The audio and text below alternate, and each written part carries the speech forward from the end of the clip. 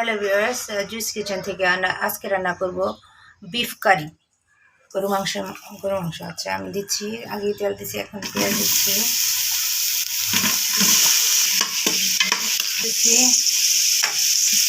হ্যাঁ লবণ দিচ্ছি, একাচারা দিচ্ছি, লবণ দিয়ে 1 চামচ দিচ্ছি, মানে 2 চামচ, 1 চামচ, 1.5 চামচ দিলাম। এখন একটু গরম মশলা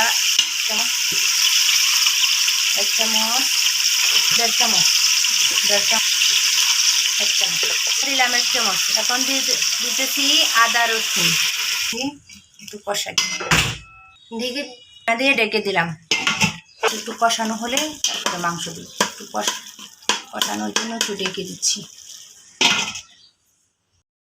এখন একটু কষাচ্ছি মাংসটা, এখন মাংস দিয়ে দিচ্ছি। তো নাড়াচাড়া করে মাংসগুলো মশলার সাথে মিশিয়ে দিচ্ছি। এখন নেড়ে চেড়ে দিচ্ছি, আধা ঘন্টার জন্য সিদ্ধ হতে দিলাম। আবার আমি বলছিলাম, কিন্তু আধা ঘন্টা আমি গোটা মশলা দিই নাই। গোটা মশলাগুলি এই যে সবগুলো এলাচি, দারচিনি, তেজপাতা এইগুলি দিচ্ছি। এখন আবার ডেকে দিচ্ছি, একটু নাড়া দিয়ে ডেকে দিচ্ছি। এলো আমার গরু মাংসের আমার বিফ কারি। ভিডিওটি যদি ভালো লাগে লাইক, কমেন্ট, সাবস্ক্রাইব করবেন। ধন্যবাদ।